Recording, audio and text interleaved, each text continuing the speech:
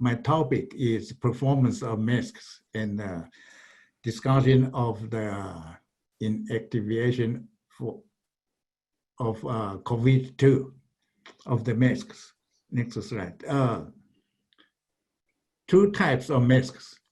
One is commonly called just mask, but there's a difference between mask and the respirator. Mask is a kind of okay. Mask does not have the requirement of the edge fit, so it is loose fit, and the respirator has the requirement of a tight fit. That means that the respirator has the contour of our face, so it has good contact with the face, so there is no gap between the face and the respirator, so air will not get in from the gap.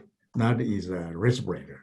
So usually we say mask, but actually, see, mask is referred to loose fit mask, and the respirator is referred to tight fit mask. So that's the difference between a mask and the respirator. Next. So masks can be general use or medical use. If it is for medical use, sometimes people call it a surgical mask, but the surgical mask is just one kind of a medical face mask. And for general use mask, there is no specification. So it can be it can have the efficiency up to some point. It may not have the efficiency. So for general use mask, we need to be careful the efficiency is good or not. And for medical face masks, there are specifications. We will talk about that in the next slide. And the respirators, as I mentioned just now, respirator has a tight fit on the edge. And the N95 is a kind of a respirator. And it is a US standard. And in addition to N means not resistance to oil. They are the respirators that can resistance to oil. So those are R and the P types in the US. And in Europe, they have FFP1, FFP2, FFP3. And the FFP2 has a similar efficiency as N95. So FFP2 in Europe is recommended to use for HCW to protect their health against the virus. So internationally, commonly people just use N95.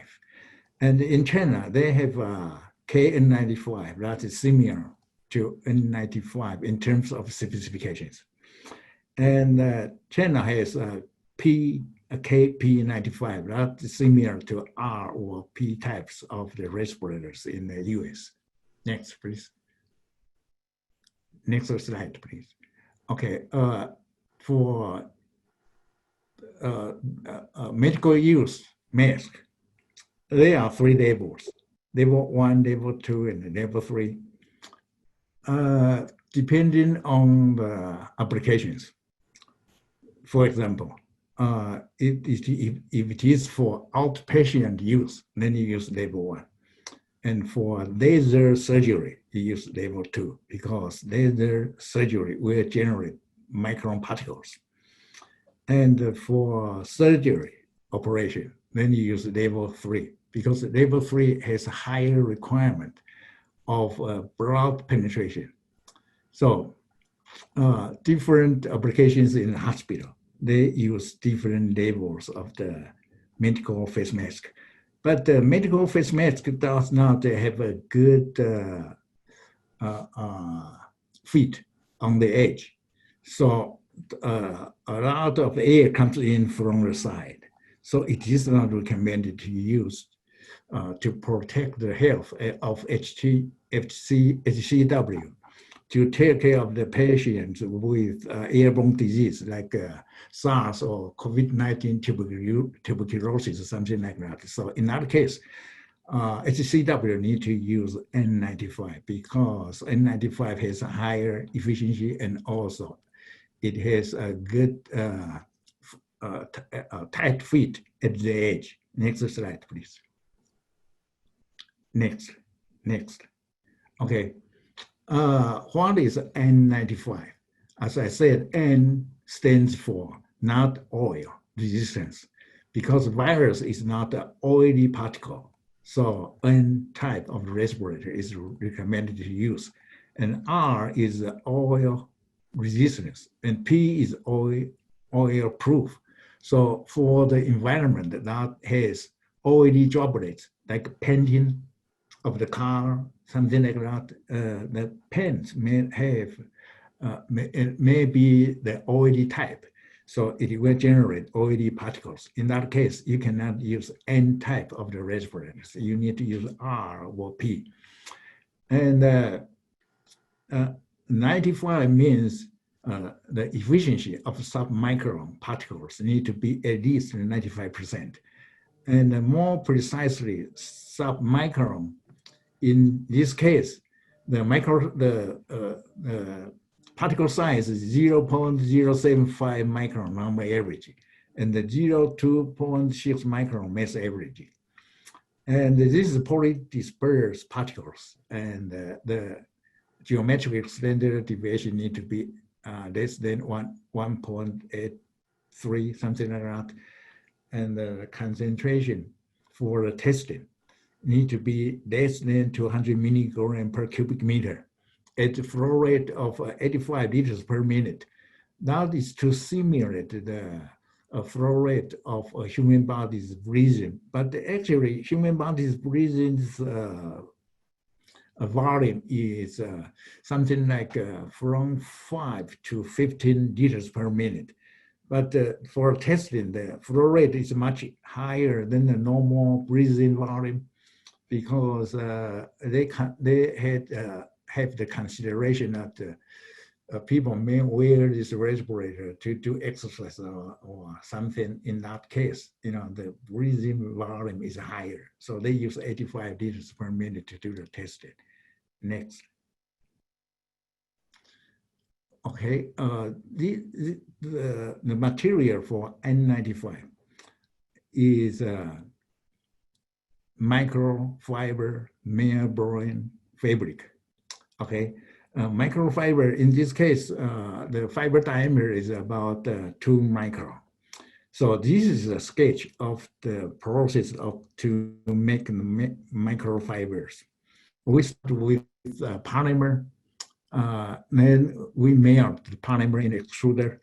Then we use extrusion force to force the melt out of small hole size of the hole. Then each hole make a fiber. Okay, then when the fibers come out of the orifice, there are two converging high-speed hot air to attenuate the fibers. So it's called blow. So first step is to melt the plastic. In this case, it is PP, polypropylene. Then we use air to attenuate the fibers. So there's a air blowing action. So it's called blow. So this process is called melt blow. So the fabric is melt blown fabric. So it's people may be familiar now. The media for masks or for respirators are electrostatically charged melt blown microfiber fabrics. So my invention is the electrostatic charging process to improve the filtration efficiency of the media, used as air filters or for masks. And originally, the charging and the fibers are for air filters, but the respirators or masks are a kind of air filter. We call it self-use air filter. So this kind of fabric is also used for the materials to make masks and the respirators. Next, please. So this is the actual picture of the process. The fibers comes in from the right side, it comes out from the right side from the die, and there is a die tip that is composed of a plural number of the orifices. Usually it is about 35 holes per inch. So in this case, this line is 1.7 meter wide. This is the mail-boring line designed for industrial use. And when the fibers comes out of the die, then all the fibers correct on the corrector. We call it corrector.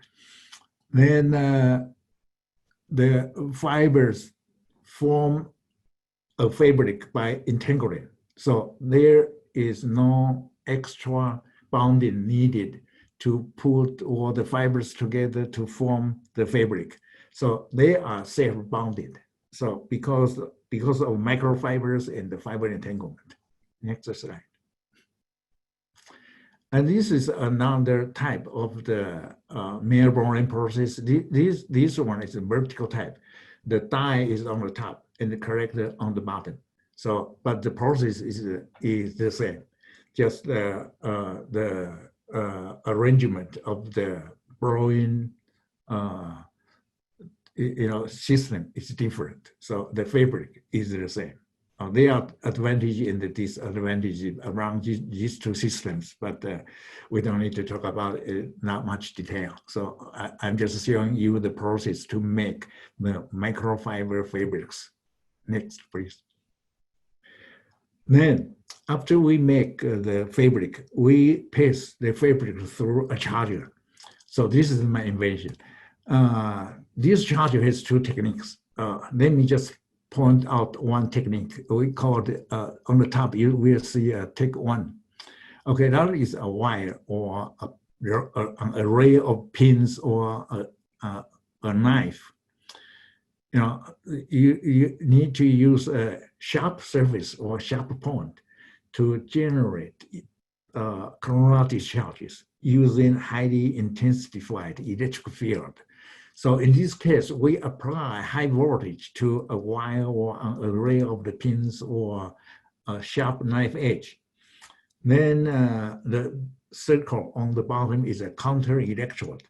We use a different polarity. Then highly intensified electrical field is generated on the wire.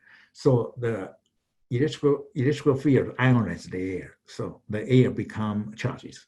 Then we use the same electrical field to accelerate the charges into the fibers. Then the opposite polarity of the charges are generated on the bottom of the fabric by induction. So in this case, we can make the fabrics with bipolar properties. Next slide. Next. This is a surface charge potential measuring system I designed to measure the charges inside the fiber. So you will see a probe there. This probe does not contact with the fabric, but it measures the charges by field, electrical field, because so this is called a field meter, because the selected charges will have electrical field. So the moving charges will have the current is moving charges that will generate magnetic field. So the static charges generate electrical fields. So we use the measured electrical field intensity as an indicator of the amount of charges in the fibers. Next, please. So the top graph is charge potential of a piece of uncharged fabric. It carries slightly negative charges because the properties of the material, and also during the processing process, there is a friction. So some negative charges are generated from this kind of material by friction during the procession. But it's a very small amount, so it does not contribute to much improvement of the filtration efficiency. Then on the bottom two graphs, on the left, you see about 300 volt on one side of the charged fabric, and on the right side, you see about a negative 300 volts on the other side of the fabric. So that means this fabric has both positive and negative charges. And the positive charges on one side of the fabric were more precisely in microscopic view. That means there are positive charges on one side of the fiber and negative charges on the other side of the fiber. So this is very important to attract neutral particles, because from Coulombic force, only positive particles are attracted by negative charges and vice versa. But neutral particles will not be attracted by positive or negative charges.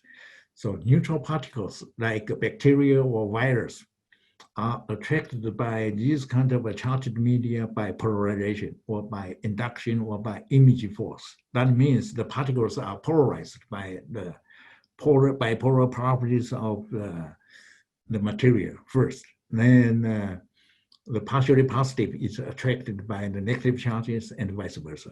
This is why this material we call the electrode. Electrode is a counter term of magnet. A magnet is a ferrous material that carries permanent magnetic field.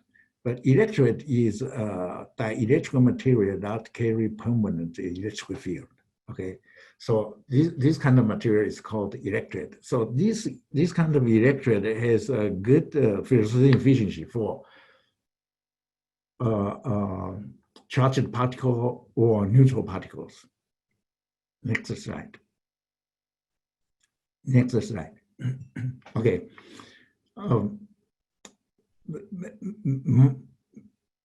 Most of the people think that the particles are blocked by the pores inside the fabric. If the particle is bigger or the pores is smaller than the particle, then the particle is blocked by the pores. That is true for liquid filtration, but for air filtration, it is not true. In this kind of microfiber fabrics, the pore size is about in the range of 20 micron. The pore size is the distance between two fibers. So the virus size from our previous speaker, and also from the literature, the coronavirus size is between 0.08 to 0.12 micron. So the virus is much smaller than the pore size.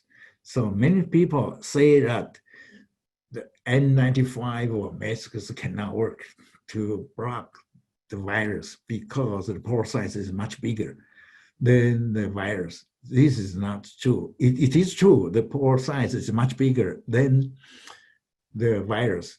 But it is not true that because the pore size is bigger, so it cannot block the virus. So the mechanism is not to block the virus. It is the surface of the fibers to attract the particles. Next. Here you can see this is a SEM image of the particles attracted by the fibers. So you see most of the particles are smaller than the pore size, but these particles are attracted on the surface of the fibers. So after charging, the attraction force is 10 times improved, because for this kind of inhaling velocity, as a respirator or mask, at this velocity, the attraction force from electrostatic charges is much higher than the convection force of the airflow. So when the particles approaches the fibers, then the particles are attracted by the fibers by electrostatic force. So the efficiency is 10 times improved.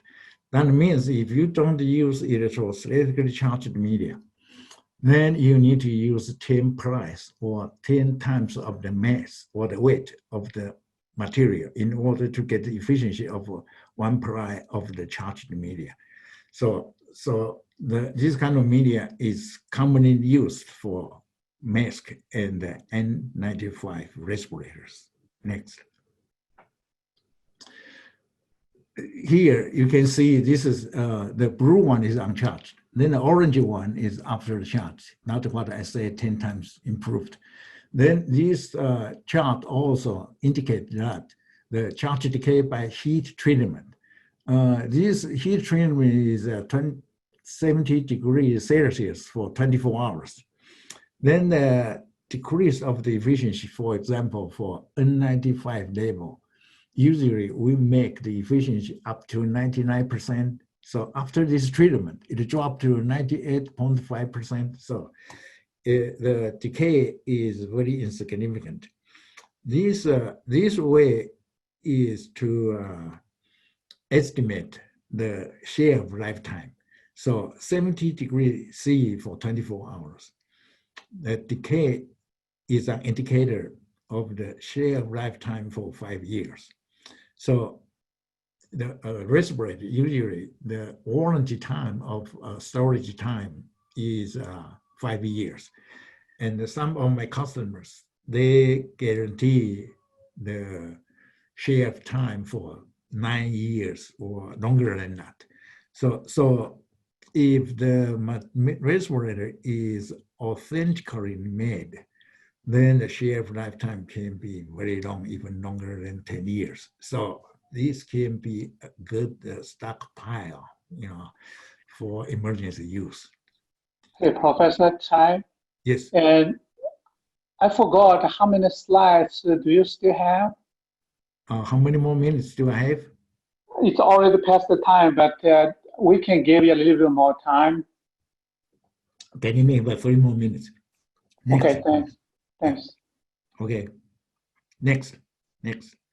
Okay, so from my previous experiment, see heat treatment, after the heat treatment, the charges are still retained. And from the literature, heat from 56 degrees C for 30 minutes to 75 degrees C for 5 minutes kill SARS. So COVID-19 is a new kind of coronavirus. But if it works for SARS, if it can work for COVID-19, then we can use heat to sterilize the respirator. So this heat treatment method to do the sterilization already been approved by NIOSH. So some people use this way to do the sterilization. Next. This shows that steam,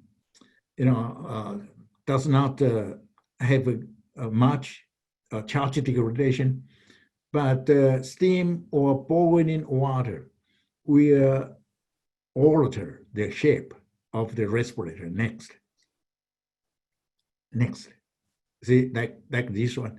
So because a respirator or a mask is composed of different materials, and PP per se does not have charge decay, and it doesn't have a problem with heat or steam or boiling water, but the other materials in respirator cannot resist heat or water or steam. So that's something you need to check after heat treatment.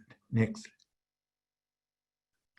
Okay, the alcohol is a good way to do a sterilization, but alcohol will erase the charges. So alcohol cannot be used to do the sterilization.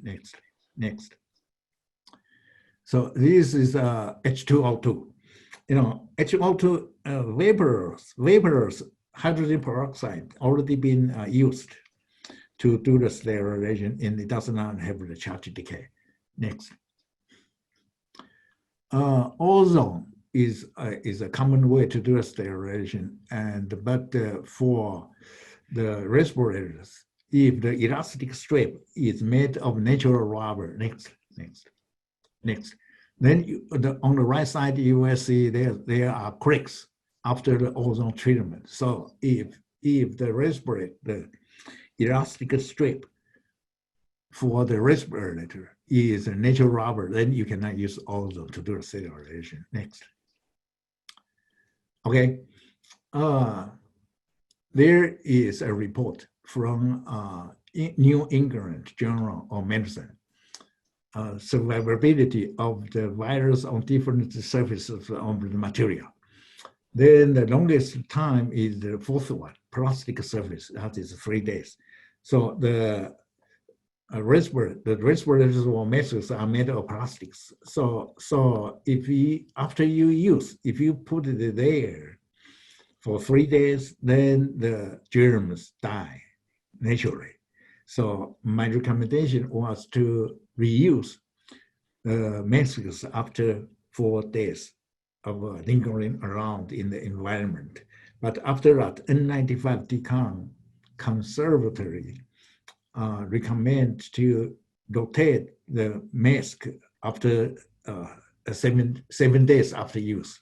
Next. Okay, so if you want to use DIY mask, you need to avoid to use coffee filters or paper towel, okay? Because they are made of pulp, they are hydrophilic. So, and they don't have a good filtration efficiency. The air filter is good to be inserted between two cloth fabrics. Next. Okay, if everyone wears a mask, a general use mask, for example, does not have a good tight fit on the edge, then basically about 98.5% are protected.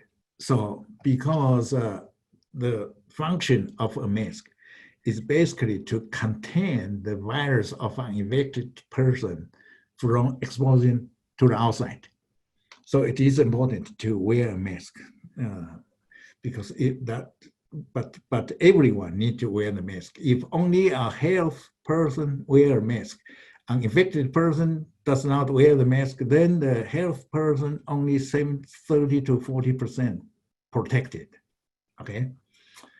So in this case, you need to wear N95 respirator. This is why N95 is used in the hospital to take care of the patients with the COVID-19. Next. So my conclusions are, we use electrostatic charged media for masks, so that to achieve the efficiency at low pressure drop or with high breathability. Then at this time, we need to find a way to sterilize the masks to reuse. The mask or respirators are basically one-time use. But if there is a shortage, then we need to find a way to do the sterilization. And at this time, I also help the industries to increase the productivity. So by doing, by reducing the consumption, by increasing the production, I hope we can have enough respirators for general use and for hospital use. Thank you. Thank you, Professor Tsai, and also thanks for your contribution to the society because of the N95 and mask. Thanks. Thank you. I think because of the time, let's say,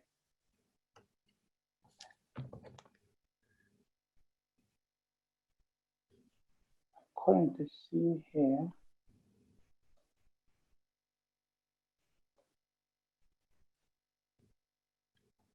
So let's, because of time, let's how about have one question and to Professor Tsai.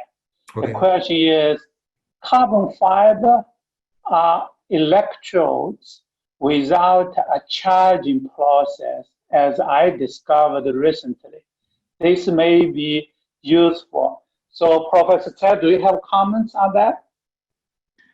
You mean carbon fiber? I know carbon fiber, but I don't have an idea. You said carbon fiber electrode, but carbon fiber cannot be charged because the conductivity is too high, and the efficiency of the fiber depends on the fiber size. So it's just basically the fiber size, not the material. The material issue is see if the material can be electrostatically charged. So in our Melbourne fabric, it is made of PP. PP has a very high resistivity. So it is a good material to do the charging, okay? Resistivity is a requirement, but it's not the only issue. So carbon fibers cannot be charged. So the efficiency comes from mechanical mechanisms. So that depends on the size of the fibers. Okay, Professor Zhang, I believe this afternoon you will get more questions during the roundtable discussion. Thank you again. Thank you.